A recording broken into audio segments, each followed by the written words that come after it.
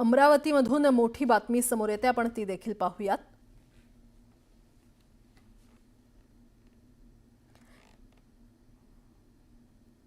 त्या बातमीकडे आपलं लक्ष असेलच। सध्या आणखीन एक मुंबईकरांसाठी महत्त्वाची बातमी। मध्य आणि पश्चिम रेल्वे मार्गावरील 125 वर्ष जुना प्रभादेवी पूल पाडून त्या जागी नवा पूल बांधण्यात येणार आहे आणि त्यासाठी हा पूल पुढील 20 महिन्यांसाठी बंद ठेवण्यात येईल। रात्रीपासून प्रभादेवी पूल वाहतुकीसाठी बंद ठेवण्यात येणार असून त्यानंतर पुलाचा ताबा घेऊन MMRDA कडून पाडकामाला सुरुवात केली जाणार आहे। 10 जुलैपर्यंत पाडकाम झाल्यानंतर नवीन पुलाच्या कामाला सुरुवात होणार आहे। मुंबईचा एल्फिस्टन ब्रिज खरं तर 125 वर्ष जुना हा ब्रिज आजपासून वाहतुकीसाठी बंद करण्यात येणार आहे। मी सध्या त्याच एल्फिस्टन फ्लायओव्हरवर आहे। जो रस्ता कदाचित गेले कित्येक वर्ष अनेकांच्या पायाखालून गेलेला आहे। आता सुद्धा आपण पाहतो आहोत की मुंबईकर चाकरमानी जो आपापल्या ऑफिसला जायला प्रभादेवी स्थानकावर उतरतो किंवा परेल स्थानकावर उतरतो आणि ज्याला डाव्या किंवा उजव्या कुठल्याही बाजूला जायचं असेल तो या फ्लायओव्हरचा वापर करत असतो।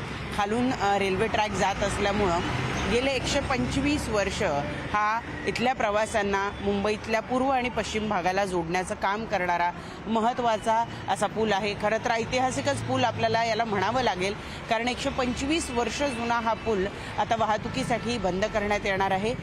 वरळी शिवडी हा एलिव्हेटेड मार्ग सुरू केला जाणार आहे, त्याचं बांधकाम सुरू केलं जाणार आहे आणि त्यासाठी म्हणून हा जो जुना फ्लायओव्हर आहे हा पाडावा लागणार आहे आणि त्यानंतर नवीन फ्लायओव्हरची बांधणी करावी लागणार आहे। या ठिकाणी डबल डेकर असा ब्रिज तयार केला जाणार आहे। एक खालून आणि वरून असा दुहेरी ब्रिज मुंबईत पहिल्यांदाच तयार केला जाणार आहे। त्यामुळं आज रात्री 12 वाजेपासून मुंबईचा हा एल्फिस्टन ब्रिज वाहतुकीसाठी पूर्णपणे बंद करण्यात येणार आहे। साहजिक आहे, जे रोज मुंबईकर या रस्त्याने ये जा करतात त्यांना आता पर्यायी मार्गाचा वापर करावा लागणार आहे। जरा अडचणीचं होणार आहे त्यांना, कारण मुंबईसारखं धावतं शहर, या धावत्या शहरामध्ये एक सुद्धा रस्ता बंद होणं किंवा एखादा सुद्धा फ्लायओव्हर बंद होणं हा वाहतुकीची कोंडी करणारा ठरतो। आणि विशेषतः जर हा याच पुलाचं आपण सांगायचं झालं तर पलीकडे असलेला लोअर परळचा ब्रिज हा तब्बल 7 ते 8 वर्ष बंद होता आणि त्यामुळे या संपूर्ण परिसरामध्ये मोठ्या प्रमाणावर वाहतुकीची कोंडी होत होती। या ज्या सगळ्या इमारती आहे या सगळ्या इमारती सुद्धा या फ्लायओव्हरच्या निर्मितीमध्ये यांचं पुनर्वसन केलं जाणार आहे, परंतु अजून यांचं पुनर्वसन न करण्यात आल्यामुळे राजकीय पक्षांनी हा फ्लायओव्हर बंद करू नये। जोपर्यंत इथल्या नागरिकांचं पुनर्वसन होत नाही तोपर्यंत हा फ्लायओव्हर बंद करू नये अशी मागणी केलेली आहे आणि आंदोलनाचा इशारा सुद्धा दिलेला आहे। जर्नलिस्ट प्रवीण शेट्टीसह प्रणाली कापसे, न्यूज 18 लोकमत, मुंबई। महत्त्वाच्या बातम्या प्रायोजक पुष्कराज रागी डिलाइट्स, महाराष्ट्राचं लाडकं आणि नंबर 1 नाचणी सत्व।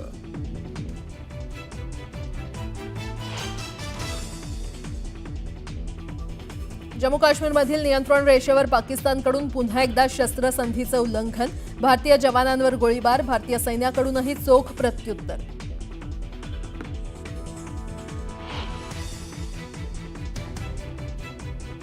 सिंधू पाणी करारावर आज महत्त्वपूर्ण बैठक, गृहमंत्री अमित शहांच्या निवासस्थानी बैठक होणार, जलशक्ती मंत्र्यांसह केंद्रीय मंत्री राहणार उपस्थित।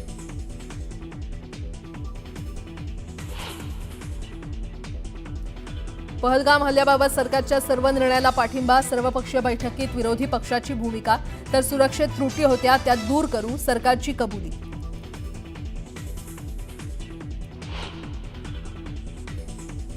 विरोधी पक्षनेते राहुल गांधी जाणार काश्मीर दौऱ्यावर, दहशतवादी हल्ल्यात जखमींची घेणार भेट, सकाळी 11 वाजता पोहोचणार असल्याची माहिती।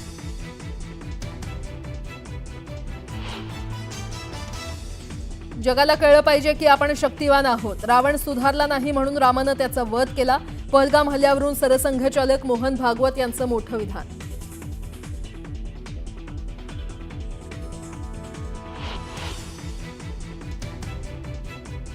पहलगाममधील हल्ल्यानंतर आज army chief general Upendra Dwivedi घटनास्थळी जाणार, सेना अधिकाऱ्यांची बैठक घेऊन परिस्थितीचा घेणार आढावा, तर हवाई दलाकडून युद्ध सराव सुरू।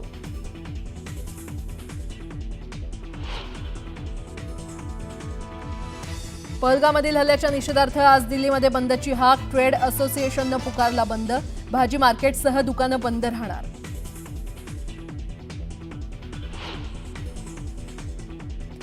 भारताचा कठोर पवित्रा पाहून पाकिस्तानला धास्ती, बॉर्डरवर पाकिस्तानी सैनिकांची संख्या वाढवली।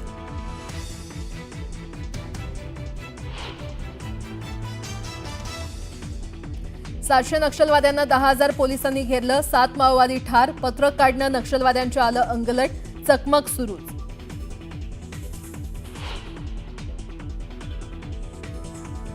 कृषी मंत्री माणिकराव कोकाटेंच्या शिक्षेच्या स्थगितीसाठीच्या याचिकेवर आज सुनावणी.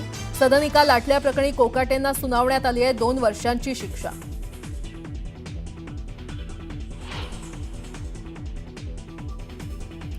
नाशिकच्या सिडको परिसरात सिटीलिंक बस आणि रिक्षामध्ये भीषण अपघात, 3 ते 4 जण जखमी, अपघाताचा थरार सीसीटीव्हीत कैद.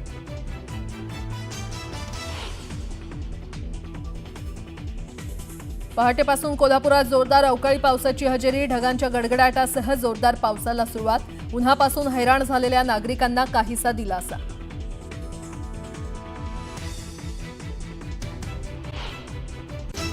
हेडलाईन्स प्रायोजक राजयोग पेंट्स. आनंद तुमचा, रंग आमचा.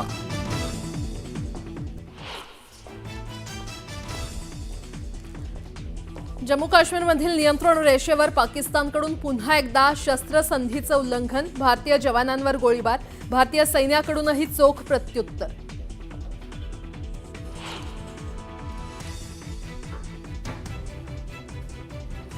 सिंधू पाणी करारावर आज महत्त्वपूर्ण बैठक, गृहमंत्री अमित शहांच्या निवासस्थानी बैठक होणार.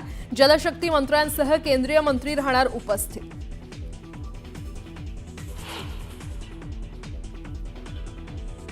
पहलगाम हल्ल्याबाबत सरकारच्या सर्व निर्णयाला पाठिंबा, सर्वपक्षीय बैठकीत विरोधी पक्षाची भूमिका, तर सुरक्षेत त्रुटी होत्या त्या दूर करू, सरकारची कबुली.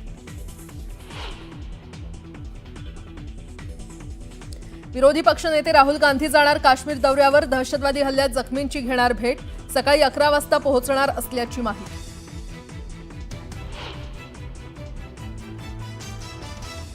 जगाला कळलं पाहिजे की आपण शक्तिवान आहोत. रावण सुधारला नाही म्हणून रावणानं त्याचा वध केला.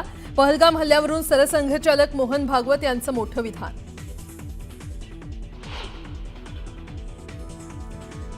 पहलगाममधील हल्ल्यानंतर आज army chief general Upendra Dwivedi घटनास्थळी जाणार. सेना अधिकाऱ्यांची बैठक घेऊन परिस्थितीचा घेणार आढावा, तर हवाई दलाकडून युद्ध सराव सुरू.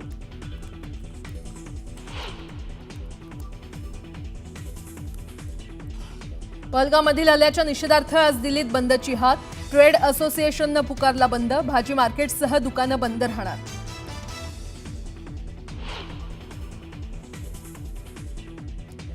भारताचा कठोर पवित्रा पाहून पाकिस्तानला धास्ती, बॉर्डरवर पाकिस्तानी सैनिकांची संख्या वाढवली.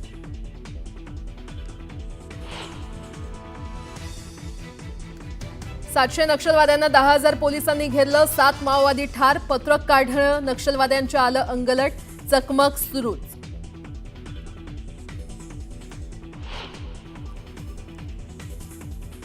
कृषी मंत्री माणिकराव कोकाटेंच्या शिक्षेच्या स्थगितीसाठीच्या याचिकेवर आज सुनावणी. सदन निकाल लाटल्याप्रकरणी कोकाटेंना सुनावण्यात आली आहे 2 वर्षांची शिक्षा.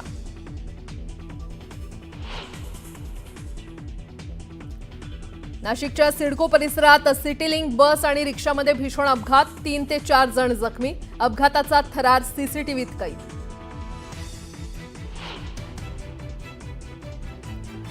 आणि पहाटेपासून कोल्हापुरात जोरदार अवकाळी पावसाची हजेरी, ढगांच्या गडगडाटासह जोरदार पावसाला सुरुवात. उन्हापासून हैराण झालेल्या नागरिकांना काहीसा दिलासा.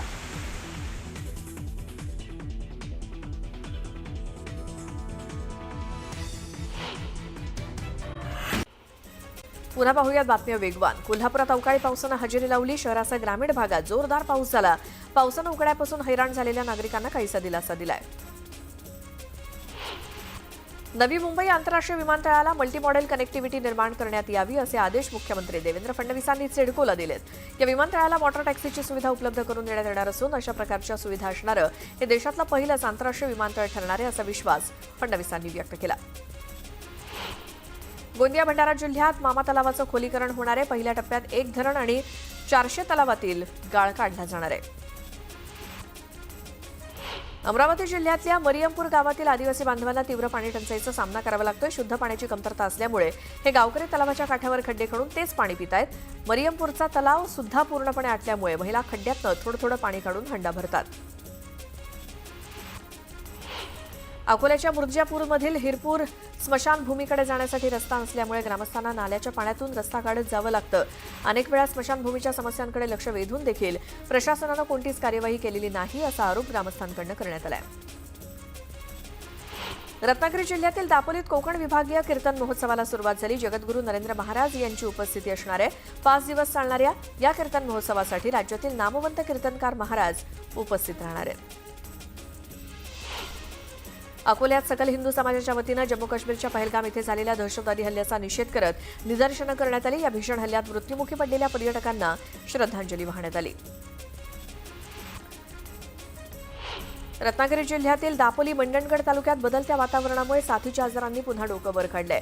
नागरिकांना ताप, जुलाब, खोकला हे आजार झाल्यामुळे उपजिल्हा रुग्णालयात रुग्णांच्या संख्येत झपाट्यानं वाढ झाली आहे आणि आरोग्य विभागाकडून कोणत्याही प्रकारची यंत्रणा कार्यरत नसल्यामुळे रुग्णांच्या संख्येत दिवसेंदिवस वाढ होते.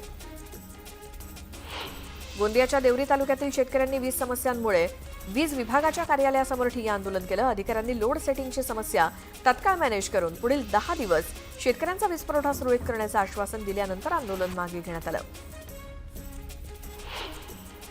महिला सफाई कामगाराची 7व्या वेतन आयोगाच्या फरकाची रक्कम मिळवून देण्यासाठी 18,000 रुपयांची लाच स्वीकारताना डॉ. बाबासाहेब आंबेडकर मराठवाडा विद्यापीठातील 2 कर्मचाऱ्यांना रंगेहात पकडण्यात आलं. एसीबीच्या या कारवाईमुळे विद्यापीठात खळबळ माजली. बार्शी शहरात सापडलेल्या ड्रग्ज रॅकेटमध्ये परांडा येथील आरोपी असल्याचं समजल्यानंतर कार्यवाही करण्याच्या अनुषंगानं धाराशिव पोलीस ॲक्शन मोडवरती आलेत.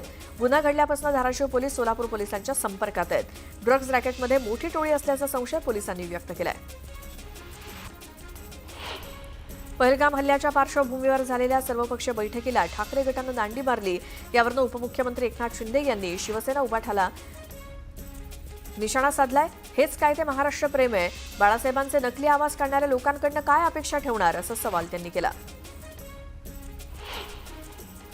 साताऱ्याच्या कराड आणि पाटण तालुक्यातल्या 2025 ते 2030 या कालावधीत होणाऱ्या ग्रामपंचायत निवडणुकांचे सरपंच आरक्षण जाहीर करण्यात आलंय.